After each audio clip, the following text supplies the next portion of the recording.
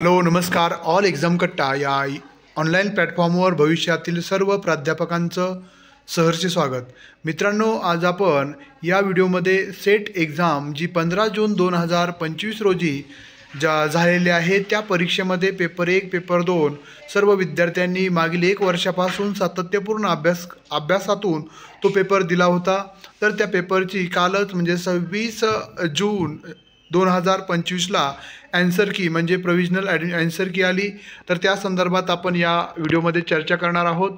अनेक विद्यार्थ्याचे मॅसेज आले, सर आम्हाला 160 मार्क आहेत, 150 मार्क आहेत, 143 मार्क आहेत, 140 मार्क आहेत, 130 मार्क आहेत, आमचं होईल का नाही होईल, असे अनेक विद्यार्थ्यांचे फोन आले होते. त्यामुळं हा व्हिडिओ आपण बनवत आहोत. त्यामुळे हा व्हिडिओ शेवटपर्यंत पहा. त्याचबरोबर हा व्हिडिओ आवडल्यानंतरच लाईक आणि चॅनलला सबस्क्राईब करायला विसरू नका, जेणेकरून तुम्हाला अशा पद्धतीच्या सर्व इत्थंभूत अद्ययावत माहिती सेटनेट परीक्षा असतील किंवा शिक्षक भरती असेल, प्राध्यापक भरती असेल, MPSC अंतर्गत घेतली जाणारी त्या सर्व भरती संदर्भात अद्ययावत माहिती तुम्हाला मिळणार आहे.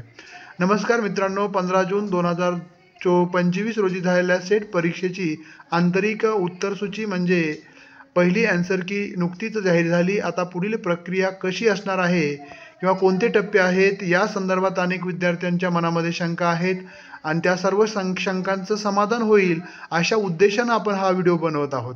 आपण यामध्ये सविस्तर माहिती ती पाहणार आहोत. भाग पहिला मुद्दा म्हणजे उत्तरसूचीबाबत म्हणजे ॲन्सर कीबाबत महत्त्वाची माहिती. जाहीर झालेली ही उत्तरसूची ही प्राथमिक आहे, टेंटेटिव्ह आहे. त्यामध्ये ही स्वरूपाची आहे. अनेक वेळा यात प्रश्न व उत्तरामध्ये सुधारणा केली जाते. म्हणूनच जर तुम्हाला एखाद्या प्रश्नात किंवा त्या प्रश्नाच्या उत्तरामध्ये काही चुकीचं वाटत असेल तर नक्कीच तुम्हाला क्लेम किंवा चॅलेंज करता येतं. त्याची लिंकही त्या वेबसाईटवर तिथंच दिलेली आहे. तुम्ही काय करू शकता, त्या प्रश्नाचा क्रमांक तुम्हाला त्या ठिकाणी त्या ह्याच्यामध्ये चॅलेंजिंग ॲन्सर किंवा म्हणजे हे जे तुम्हाला चॅलेंज करायचं आहे, आव्हान द्यायचं आहे, ज्या प्रश्नाला त्या प्रश्नाचा सेट कोणता होता, त्याचा क्रमांक काय आहे, दिलेल्या पर्यायात काय उत्तर दिलं आहे ते तपासा. तुम्हाला योग्य वाटणाराच पर्याय आणि त्याचा योग्य शैक्षणिक पुरावा तयार ठेवा. म्हणजे जे वैधानिक किंवा आपण जसं म्हणतो व्हॅलिड प्रूफ असणं गरजेचं आहे. तो पुरावा सेटच्या वेबसाईटवर दिलेल्या लिंकद्वारे उत्तर आव्हानासह सादर करा आणि त्याचं काही जे चलन असेल तेही तुम्ही ऑनलाईन पद्धतीनं भरू शकता. बरेच विद्यार्थी मी पाहतोय चॅलेंज वेगवेगळ्या प्रश्नाला, पेपर 1 मधल्याही काही प्रश्नाला, पेपर 2च्या तुमच्या विषयानुसार वेगवेगळ्या प्रश्नांना चॅलेंज करणार आहेत. ते करेल. आपण कसं करायचं, तुम्हाला वाटतंय ना तुमचा 1 मार्क वाढाल, पण हे कुणी करावं, ज्यांचे मार्क बाउंड्रीवर आहेत, जसं 140, 45, 50च्या पुढचे विद्यार्थी त्यांनी चॅलेंज करायला हरकत नाही आहे. पण ज्यांना 110, 120 मार्क आहेत त्यांनी कशाला चॅलेंज करून त्यांना काय 2-4 मार्क वाढून किंवा कमी होऊन काहीच फायदा होणार नाही आहे. मग ते आपण बघणारच आहोत कितीचं मेरिट लागेल, काय लागेल ते. मी सर्व विषयाच्या सर्व विद्यार्थी असतील, प्राध्यापक असतील यांच्याबरोबर चर्चा केली, प्रश्नपत्रिका बघितल्या आणि स्कोअर विचारले होते. त्यामुळेच मी लगेच व्हिडिओ बनवला नाही. तर बघा, या सर्व माहितीच्या आधारेच आपण हे विश्लेषण करत आहोत. असे केल्यानंतर काय होईल तर सेट भवन एक समिती स्थापन करेल. जे तुम्ही चॅलेंज दिलेले आहेत, ज्या ज्या प्रश्नांना त्या संदर्भात एक कमिटी किंवा समिती नेमवली जाते. ती समिती तुमच्या उत्तराच्या आणि प्रश्नांच्या आव्हानाला अभ्यास करून द्वितीय उत्तरसूचीमध्ये ते सुधारणा करते. म्हणजे तुमचे पेपर 1 मध्ये 2-3 प्रश्नाचं उत्तर बदलू शकतं किंवा प्रश्न रद्द होऊ शकतो. पेपर 2 मध्येही अशाच पद्धतीची अवस्था होऊ शकते जर तशा पद्धतीचे प्रश्न असतील तर. आता अंतिम निकाल आणि कट ऑफ काय असेल बघा. द्वितीय उत्तरसूचीनंतर अंतिम गुणांकन केले जाते आणि त्यानंतर सेट परीक्षेचा निकाल जाहीर होतो.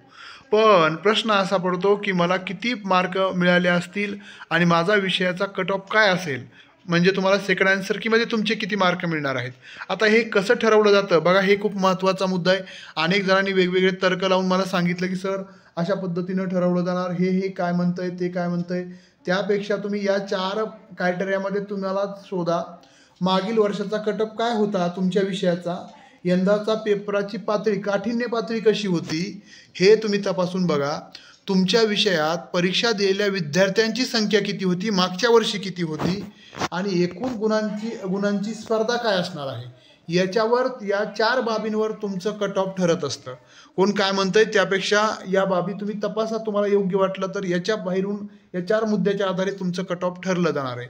आता मी जे माझ्या अभ्यासावर, यापूर्वीच्या अभ्यासावर जे मी कट ऑफ पाहिलेलं आहे, मागच्या वर्षीचं जे कट ऑफ आहे आपण बघू शकता, वेबसाईटला आहे. म्हणजे मी दाखवतोय असं काही नाही आहे, तुम्ही वेबसाईटला बघू शकता. हे 7 एप्रिल 2024चं जे कट ऑफ आहे, 5 ऑगस्टला निकाल लागला होता आणि त्याच्यानंतर त्याच दिवशी हे कट ऑफ त्यांनी जाहीर केलं. तर मराठी विषयाचं लागलं होतं ओपनचं 48.67ला, SC 43, ST 40, OBC 44. हे सर्व कॅटेगरीचे तुम्ही स्क्रीनशॉट काढून तुमच्या विषयाचं मेरिट काय होतं हे बघा. हिंदी असेल, प्रत्येक विषयाचं या ठिकाणी दिलेलं आहे. English, Sanskrit, Urdu, history, economics. बघा हे आता कट ऑफ कसं काढायचं, आता हे तुम्ही स्क्रीनशॉट काढून घेऊ शकता तुमच्या विषयाचा. आता तुम्हाला तुमचे पर्सेंटेज करायचे आहेत. एकूण किती मार्काची परीक्षा आहे? 300 मार्काची परीक्षा आहे. आता साधं लॉजिक आहे, जर तुम्हाला म्हणजे कोणत्या विषयामध्ये तुम्हाला 50%च्या आसपास आहेत किंवा 55%, तर 50% म्हणजे 150 मार्क. आता हे कट ऑफ कसं काढलं मी, पर्सेंटेज कसं काढलं, मग 50% तर बघा 3ला, म्हणजे जसं आपण बघा 150ला 3नं जर भाग दिला तर किती येतं उत्तर? 50. बरोबर आहे. तर तुम्ही त्या पद्धतीनं तुम्हाला किती मार्क पडले 300पैकी, याच्यानुसार त्या मार्काला 3नं भाग द्या, ते जो तुमचं कट ऑफ असेल. बघा 150, ते बघा 3 1 3 3 5 15 आणि 3 0 0 अशा पद्धतीनं उत्तर आलं, म्हणजे पर्सेंटेज आलं 50.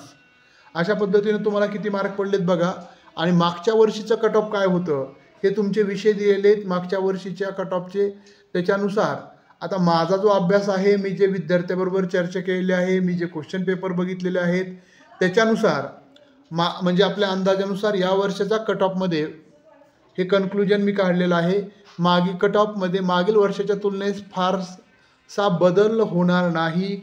कदाचित 1-2 मार्कानं जास्त किंवा कमी होईल, कमीही होईल किंवा एखाद्या 2 मार्काचा मार्क म्हणतोय, पर्सेंटेज म्हणत नाही.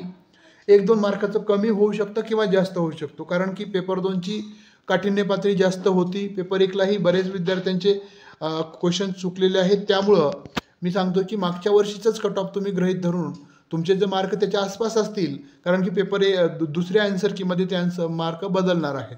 त्यामुळं ते जर तुमचे सुरक्षित मार्क असतील, याच्यापेक्षा जास्त असतील तर निश्चितच सुरक्षित असतील. आता भाग 3 बघा, गुण कमी असतील तर काय करायचं आहे. आता ज्यांना कमी गुण पडलेत त्यांचंही मी सांगतो. ज्या विद्यार्थ्यांचे गुण जे तुम्हाला कट ऑफ दिले त्यापेक्षा कमी असतील, त्यांनी निराश होण्याची गरज नाही. परीक्षा म्हणजे आपल्या तयारीची चाचणी असते. चुका लक्षात घ्या. पेपर म्हणजे तुम्ही घटकनुसार अभ्यास केला होता का? 10 घटक आहेत, प्रत्येक घटकाला कसे प्रश्न विचारले जातात यापूर्वी आणि आता कसे विचारले जातील, अशा पद्धतीचा कधी विचार केला का? अशा पद्धतीने कधी अभ्यास केला का? तुमच्या सिलिंग मिस्टेक किती झालेल्या आहेत? चुका लक्षात घेऊन, म्हणजे सिलिंग मिस्टेक कशाला म्हटलं जातं की तुम्हाला वाटतं हे का ते, आणि तुम्हाला तर वाटत होतं हे ए, पण तुम्ही नकळत अरे बीच असेल म्हणून बी केलंय, असं म्हणजे तुम्हाला वाटत होतं तरीही तुम्ही उत्तर दुसरं केलं, त्याला आपण सिलिंग मिस्टेक म्हणतो. म्हणजे ऐन वेळेला तुम्ही तुमची निर्णय प्रक्रिया बदलून तुम्ही उत्तर चुकीचं केलेलं आहे. चुका लक्षात घेऊन पुढच्या प्रयत्नासाठी सशक्त योजना तयार करा. म्हणजे या परीक्षेमध्ये आता डिसेंबरमध्ये नेट होईलच आणि म्हणजे 2026मध्ये सेट परीक्षा होईल. त्याच्या दृष्टिकोनातून सातत्यपूर्ण अभ्यास करा. 1 महिना 2 महिने 3 महिन्यानं होणार नाही आहे. तुम्हाला ज्या विषयामध्ये करिअर करायचं आहे, ज्या विषयामध्ये तुम्हाला स्वतःचं प्रोफेशनल डेव्हलप करायचं आहे, त्या विषयामध्ये बारकाव्याचा अभ्यास करा, परीक्षाभिमुख अभ्यास करा, घटकवाईज अभ्यास करा. त्या विषयाचे बारकावे, सेटला काय अपेक्षित आहे, कसे प्रश्न विचारले जातात हे समजून घ्या. अभ्यास किती करताय त्यापेक्षा अभ्यासाची पद्धत आणि प्रश्न विचारण्याची पद्धत आणि ते 3 तासाचं क्वेश्चन सोडवण्याचं जे नियोजन आहे हे खूप महत्त्वाचं आहे, असं माझं वैयक्तिक मत आहे. त्यामुळं आता काय कराल तर आपल्या अभ्यासातील त्रुटी ज्या चुका झाल्यात त्या शोधा, घटकवाईज त्रुटी शोधा, मागील प्रश्नांचा सखोल अभ्यास करा आणि त्याच्यावर आधारित कसे प्रश्न विचारले जातात प्रत्येक वर्षी ते पहा. सरावासाठी नियमित मॉक टेस्ट द्या. मार्गदर्शनासाठी विश्वासार्ह क्लास निवडा. माझ्याकडे अनेक विद्यार्थी आले होते की सर शेवटच्या महिन्यामध्ये, म्हणजे काही विद्यार्थ्यांनी, मला आश्चर्य वाटतं की 1 जून ते 10 जूनपर्यंत साधारणतः 20 ते 30 विद्यार्थ्यांनी ॲडमिशन घेतले होते. एवढ्या दिवस तुम्ही म्हणजे तुम्हाला कंटिन्यू आपण अपडेट देतोय, सर्व देतोय, तरी तुम्ही जॉईन केलं. ऐन वेळेला जॉईन करून एवढा परिणाम घेता येत नाही, एवढा फायदा घेता येत नाही. त्यामुळे वेळोवेळी जो तो निर्णय त्यावेळी घेणं गरजेचं असतं. त्यामुळं ज्या यावेळेस चुका केल्या त्या परत चुका करू नका. व्यवस्थित सर्व पॅटर्न समजून घ्या. आणि ज्यांना आपले मॉक म्हणजे डेमो लेक्चर उपलब्ध आहेत, ज्यांना पेपर सेट नेटचे MPSC प्राध्यापक भरतीचे लेक्चर जॉईन करायचे असतील, कोर्स जॉईन करायचा असेल, सेट नेटचा कोर्स आपण 5 जुलैपासून रेकॉर्डेड कोर्स सध्या सुरू करत आहोत. परीक्षा जवळ आल्यानंतर लाईव्ह लेक्चर होतील, पण सध्या रेकॉर्डेड स्वरूपामध्ये आपल्यासारख्या सेट परीक्षार्थ्यांना ऑल एक्झाम कट्टा ॲपवर 5 जुलै 2025 पासून पेपर 1 आणि पेपर 2चा कोर्स उपलब्ध असेल. कमी प्राईजमध्ये असेल, जो सर्वसामान्य विद्यार्थ्यांना परवडेल, सर्वसामान्य विद्यार्थ्यांना त्यातून शिकायला मिळेल, त्यांचा रिझल्ट येईल या उद्देशानं आपण 5 जुलैपासून ॲपवर सर्वच कोर्सेस परत नव्यानं अपलोड करत आहोत आणि ते तुम्हाला नक्कीच उपयुक्त पडतील. त्यामुळे आपलं स्वतःचं परीक्षेच्या दृष्टिकोनातून चिंतन करा. झालं ते झालं, पण आता इथून पुढे कशा पद्धतीनं अभ्यास करायचा आहे यासाठी चांगल्या पद्धतीनं तयारी करा. सर्वांना रिझल्ट येण्यासाठी खूप खूप शुभेच्छा. आणि ज्यांचा रिझल्ट आलेला नाही आहे त्यांना परत अभ्यास करण्यासाठी शुभेच्छा. ज्या विद्यार्थ्यांना ॲप डाउनलोड करायचं असेल तर याच व्हिडिओच्या खाली डिस्क्रिप्शन बॉक्समध्ये ऑल एक्झाम कट्टा या नावाचं गुगल प्ले स्टोअरवरील ॲप आहे, त्याची लिंक दिलेली, किंवा तुम्ही 968904 या नंबरला 47738 या नंबरला तुम्ही व्हॉट्सअपद्वारे मेसेज करून देखील कोर्स संदर्भात माहिती घेऊ शकता. चालेल. हा व्हिडिओ आवडला असेल तर आपल्या मित्रमैत्रिणींना जे या परीक्षेची तयारी करतात त्यांना शेअर करायला विसरू नका. धन्यवाद.